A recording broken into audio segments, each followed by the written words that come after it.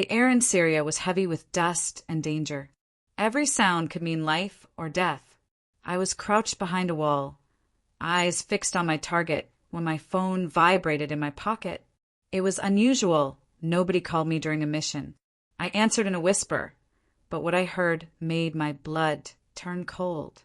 A nurse's voice, shaking, said, "Sir, your daughter is in critical condition. You need to come now." My mind went blank. My hands trembled. For a moment, I forgot there was a war around me. I could still hear the faint beeping of hospital machines in the background through the phone. My daughter's face flashed before my eyes. Her first smile, her tiny hands grabbing mine. I wanted to scream, to run, to be by her side right that second. But I wasn't in my home country.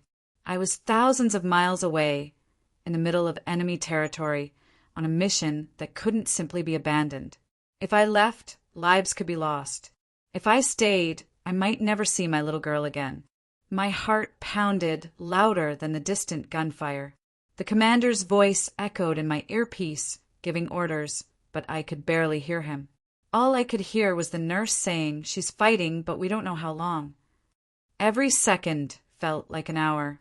I wanted to grab a helicopter, a plane, anything to get home. But right there, in that dusty Syrian street, I was trapped between duty to my country and love for my daughter. And I knew whatever I chose, I would never be the same again. The last time I saw my daughter, she was wearing her favorite yellow dress, spinning around in the living room, laughing as if the world had no problems.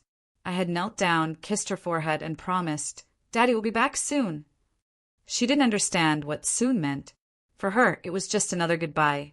But for me, it was a silent prayer that nothing bad would happen while I was away. I remember how she had run to grab the small teddy bear I gave her before every mission.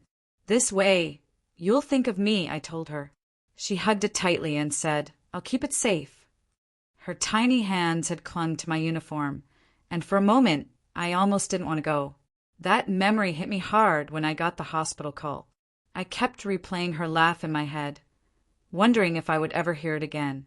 I thought about the way she waved from the window until I disappeared down the street. I thought about the warmth of her hug, the way her eyes sparkled when she smiled. Out there in the chaos of Syria, that flashback became my anchor and my torment. It gave me strength to keep moving, but it also tore me apart, knowing I was so far away when she needed me most. Every step I took felt heavier, as if I was carrying the weight of that last moment together on my shoulders. The phone rang in the middle of the night.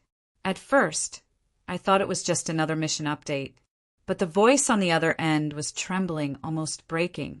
"Sir, it's your daughter. She's in critical condition."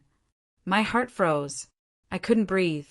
The sounds around me faded. No gunfire, no distant shouts, just silence and the pounding of my own heartbeat. I grabbed the phone tighter, as if holding it could somehow make me closer to her. "What happened?" I demanded, my voice shaking despite all the training that taught me never to lose control. The hospital voice was careful, but the words felt like knives. Accident, severe injuries, unstable condition. Each word sank into me like a weight I couldn't lift. I could almost hear the machines beeping in the background, the rush of nurses, and her tiny, scared voice asking for me. I was thousands of miles away, in a place where every step outside could mean death. Yet the most dangerous thing to my heart was happening in a quiet hospital room back home. My mind raced. How could I get to her? How much time did I have? Every second felt stolen from her. That call didn't just inform me, it shattered me. One moment, I was a soldier on a mission. The next, I was just a father who would give anything, break every order, face every danger, just to be by his little girl's side. Bullets? Explosions? I'd face them all without flinching. But now, the real war was getting back to my daughter. Every second away from her felt like a lifetime stolen. I didn't care about protocols, missions, or consequences. My only mission now was her. I rushed to my commander, breathless, my words sharp and desperate. "I need leave. Now." His face hardened. reminding me of the dangers, the importance of the operation. But I didn't hear half of it. My mind was already packing, already picturing the road home. Flights from a war zone aren't just a matter of booking a ticket. Each step felt like pushing against walls made of rules, paperwork, and red tape. Calls were made, signatures demanded, and at every checkpoint I felt the minutes slipping through my fingers.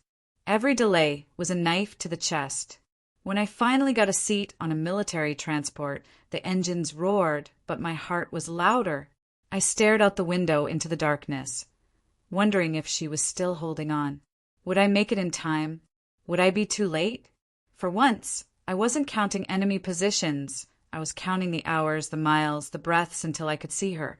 And deep inside, a fear I'd never felt before grew stronger, that my fight might end with me holding her hand for the last time.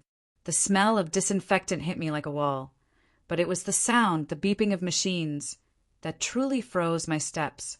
My legs felt like stone as I walked down the hallway, my heart pounding so loud I could hear it in my ears. When I reached her room, the world around me blurred. Tubes, wires, and monitors surrounded her small body, making her look even more fragile. Her skin was pale, lips dry, and for a second I couldn't breathe. My brave little girl, the one who used to run into my arms laughing, now lay still, her chest rising and falling only because of a machine. I moved closer, my hand shaking as I touched hers. She was warm, but not in the way I remembered. This warmth carried fear, weakness. I whispered her name, hoping she could hear me. The nurse looked at me with soft, pitying eyes and explained her condition, but the words blurred together. All I could focus on was her face.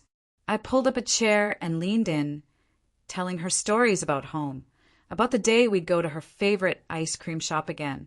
I promised her I'd never leave her side. In that moment, the war outside didn't matter, the missions didn't matter. This was the real battle, and I was ready to fight it with every breath I had left.